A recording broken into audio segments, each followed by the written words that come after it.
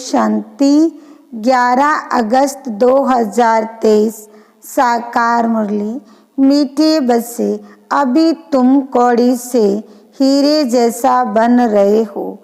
ईश्वर की गोद पाना ही हीरे जैसा बनना है। श्रीमत तुम्हें हीरे जैसा बना देती है।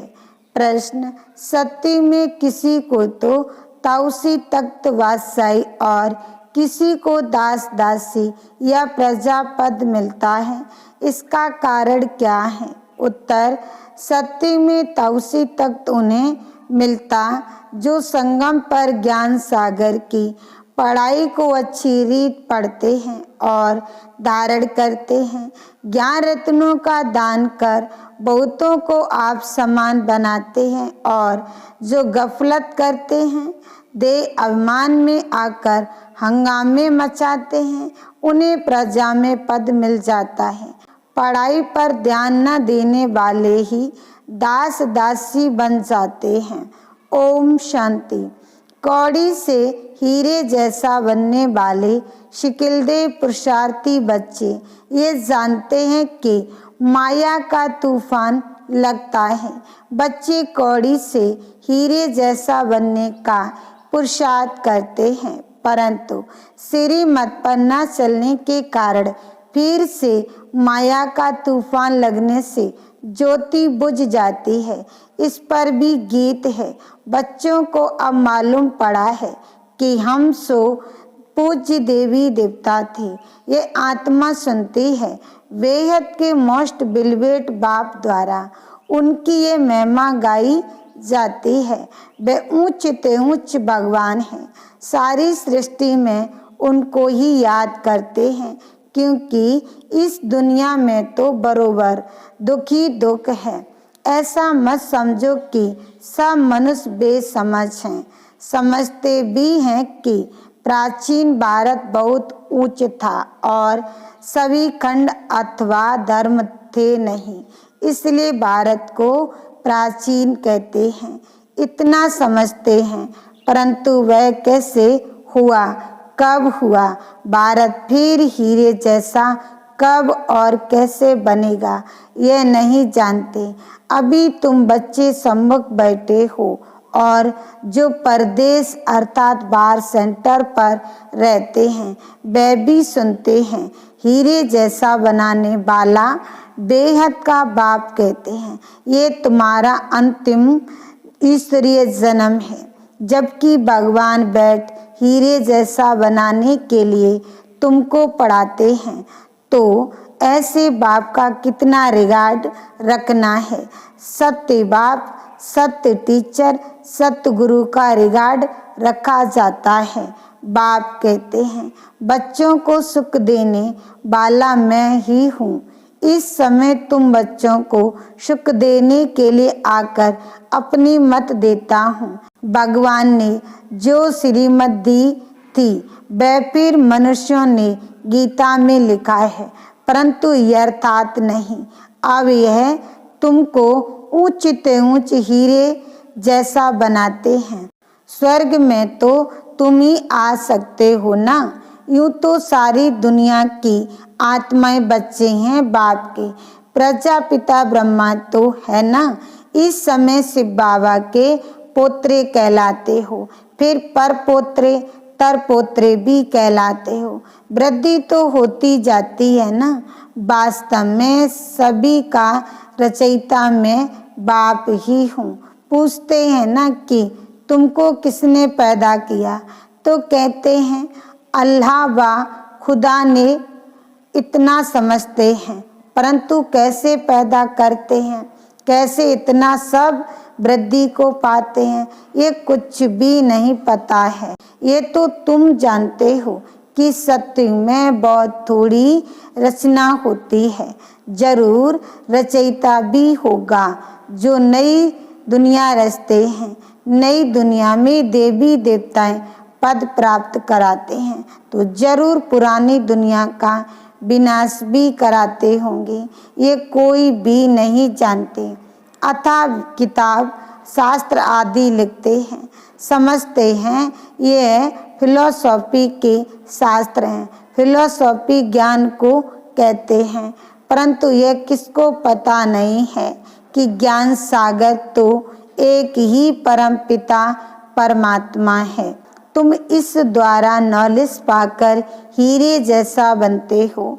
ईश्वरीय गोद पाना ही हीरे जैसा जन्म है। हीरे जैसा बनाने वाला बाप हमको हीरे जैसा बना रहा है। बलियारी इनकी गाई जाती है। सत्य में तो बलियारी की बात ही नहीं, बाएं तो ये ख्याल भी नहीं रहता। तुम बच्चे जानते हो हम अभी न शूद्र हैं न देवता हैं, अभी हम ब्राह्मण हैं। तुमको ही सुदर्शन चक्रधारी कहा जाता है। यहाँ तुम सुदर्शन चक्रधारी बन विष्णु कुल में जाकर राज करेंगे। सुदर्शन चक्रधारी कमल फूल समान तुमको यहाँ ही बनना है। यहाँ है पुरुषार्थ, वहाँ है प्रारब्ध। ऐसी बातें दुनिया में कोई नहीं जानते। बाप कहते हैं माया ने तुमको तुच्छ बुद्धि बनाया है। तुम हीरे जैसे देवी देवता थे, पहले तुमको पता नहीं था। दुनिया में तो अनेक मतें हैं, कोई क्या कहते, कोई क्या कहते। कोई कहते हैं मनुष्य मरते हैं फिर नए पैदा होते हैं। कोई कहते कि जैसा संकल्प करते वैसा बन जाते हैं। अनेक प्रकार की मत वाले हैं। तुम हो श्री मत पर चलने वाले। श्री मत से तुम्हारी भी श्रेष्ठ मत बनती है। तुम ही जानते हो, सब तो नहीं जानेंगे। बल कोई लखपति पद्मपति हैं, परंतु इस ज्ञान में आना बड़ा मुश्किल है। कोर्टों में कोई ही आता है, क्योंकि साहूकार पर लफड़े बहुत हैं। ड्रामा में नोंद ही ऐसी है, जो गरीब ही ईश्वर की गोद लेते हैं। ये रथ तो उनका है ना, बाप दादा दोनों इकट्ठे हैं। ये तुम ही समझते हो। निराकार भगवान को अपना शरीर नहीं है तो जरूर लोन पर शरीर लेना पड़े, तब तो भगवान बाच हो ना। श्री कृष्ण भगवान बाच हो नहीं सकता, उनको तो झट सब जान लेते हैं। यह है निराकार, इसलिए इनको कोई जानते नहीं। आजकल बहुत मनुष्य वेश बदलकर कृष्ण का रूप धारण करते हैं, पैसा कमाते हैं, सब माया के मुरीद बन गए हैं। अभी तुम ईश्वर के मुरीद बनते हो। कोई तो 100% ईश्वर के मुरीद बने हैं, उनकी शरण ली है। बाकी सब माया रावण की शरण में फंसे हुए हैं। बाबा ने समझाया है कि खास भारतवासी सब शोक वाटिका में हैं, सारी दुनिया ही लंका है। उन्होंने तो शास्त्रों में हद की बातें लिख दी हैं। बेहद का बाप बेहद की बातें सुनाते हैं।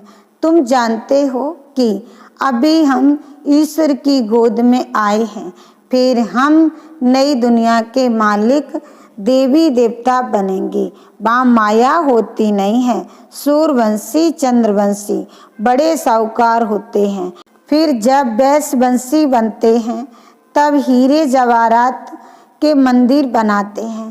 पहले पहले जो हीरे जवाहरात के मंदिर बनाते हैं वे ऐसे महलों में रहते हैं, इसलिए गाया जाता है कि भारत हीरे जैसा था। अब तो कौड़ी मिसल है। यह है ही पतित दुनिया। भारत ही सचखंड पावन था, भारत ही अभी पतित खंड है। भारत को अभी हम पावन नहीं कहेंगे, अभी हम पावन बन रहे हैं। बात तो है ही संपूर्ण निर्विकारी दुनिया। कृष्ण को इतनी भारी महिमा है, उनको झूले में झुलाते हैं, परंतु उनकी बायोग्राफी को नहीं जानते। तुम जानते हो अभी कलयुग है, भारत ही सतयुग था। बरोबर 84 जन्म भारतवासी ले सकते हैं। तुम जब अच्छी रीत समझाते हो तो मान लेते हैं। इस ईश्वरीय गोद से भारत हीरे जैसा बनता है। यथा राजा रानी तथा प्रजा, प्रजा को भी हीरे जैसा कहेंगे। अभी यथा राजा रानी तथा प्रजा कौड़ी मिसल है, अब हीरे जैसा बनाने वाला बाप आया है तो पूरा पुरुषार्थ करना है। हीरे जैसा बनाने वाले बाप से ही पूरा योग लगाना है। तुम जानते हो शिव बाबा से हम वैकुंठ का मालिक बनते हैं। पढ़ाई पर ही सारा मदार है। पढ़ाई का ख्याल तो सबको करना चाहिए ना। घर में काम काज करते भी ऐसा समझो कि हम गॉड फादर के स्टूडेंट हैं। हमारी पढ़ाई बिल्कुल ही सहज है। एक घड़ी भी आकर सुनना जरूर है। पॉइंट ऐसी अच्छी निकलती है जो कोई समय अचानक ही किसको तीर लग जाता है। इसलिए मुरली तो कैसे भी जरूर सुननी है। नहीं सुन सकते हैं तो कैसे भी करके पढ़ाई पढ़नी है। प्रबंध हो सकता है। पहले तो एक हफ्ता भी अच्छी रीत समझना है, फिर नई पॉइंट्स समझने के लिए पढ़ना भी जरूर है। बाबा पढ़ाते रहते हैं, पॉइंट निकलती रहती है। बोर्ड पर भी लिख सकते हो कि बहनों और भाइयों आओ, तुम सबको इस सहज ज्ञान और सहज राजयोग से हीरे जैसा बनावे। तुम्हारे पास तो चित्र भी सब हैं, उन पर समझाना बहुत सहज है। जैसे छोटे बच्चों को खिलौना दिखाकर बताया जाता है। पढ़ाते हैं, यह हाथी है, ऐसे करता है, ये ऊंट है। मनुष्य को भी परमात्मा का पता नहीं है, ना ही यह जानते कि वे क्या करते हैं। उनके कर्तव्य को न जाने तो बाकी मैं तो क्या रहा, तो चित्र पर समझाना होता है। ये परमपिता परमात्मा शिव है, ये हीरे जैसा बनाने वाला है। इनसे वर्षा मिलता है ब्रह्मा द्वारा। ब्रह्मा कुमार कुमारियों को शिव बाबा पढ़ाकर ऐसा देवी देवता बनाते हैं। पढ़ाया है तब तो हम समझा सकते हैं ना। आगे नहीं जानते थे कि परम पिता परमात्मा आकर पढ़ाते हैं। समझानी तो बड़ी सहज है कि भारत ही हीरे जैसा था, अब कौड़ी जैसा है। फिर कौड़ी पिछाड़ी धक्के क्यों खाते हो? ये सब धन माल आदि मिट्टी में मिल जाना है। अब तुम सचखंड के लिए सच्ची कमाई करो। पूरी कमाई न करने के कारण बिल्कुल साधारण प्रजा में चले जाते हैं। प्रजा के भी नौकर बन जाते हैं। बाप का बनकर फिर बाप को फारगती दे देते हैं। तो बाबा समझाते हैं कि बच्चे घर में भी मुरली मंगाकर पढ़ सकते हो। मुरली मिलती रहेगी। कहाँ भी हो तुमको पढ़ना जरूर है। पढ़ो और पढ़ाओ। विलायत में भी रहते तुम सर्विस कर सकते हो। बाप का परिचय देना है। प्रभाव तो अंत में ही निकलना है। समझेंगे कि बरोबर प्राचीन भारत हेवन था। कितना धन यहाँ से लूट कर ले गए हैं। सत्य में चैतन्य में सारी सृष्टि के तुम मालिक बनते हो, यानी राज्य करते हो। फिर भक्ति मार्ग में जड़ चित्रों को एक कोठरी में बंद रखते हो, यादगार बनाते हो। पूजा का सामान भी चाहिए ना। अब तुम सब कुछ जान गए हो कि हम सब पूज्य थे, अब पुजारी बन गए हैं। पूज्य से पुजारी बनने में हमको कितना समय लगता है। कैसे मंदिर बने, हमने ही तो मंदिर बनवाए हैं। हमने अपने जड़ चित्र बनाकर अपनी ही पूजा शुरू की। कितनी वंडरफुल बातें हैं। बाप समझाते हैं, बच्चे अब कोई गफलत ना करो। देही अभिमानी बनने से ही तुम हीरे जैसा बनेंगे। देह अभिमान में नहीं आना है।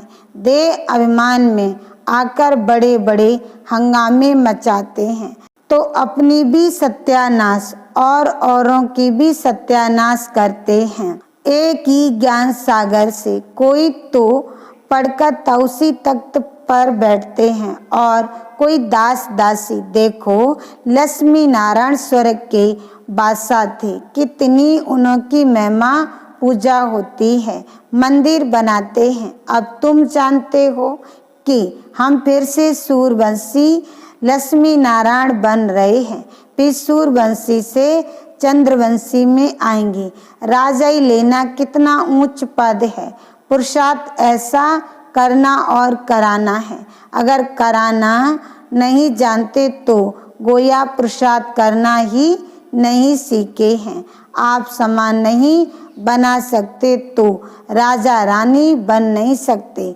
अविनाशी ज्ञान रत्नों का दान करना है। ये नशा बहुत थोड़ों को रहता है। देही अभिमानी हो रहने से खुशी का पारा चढ़ेगा।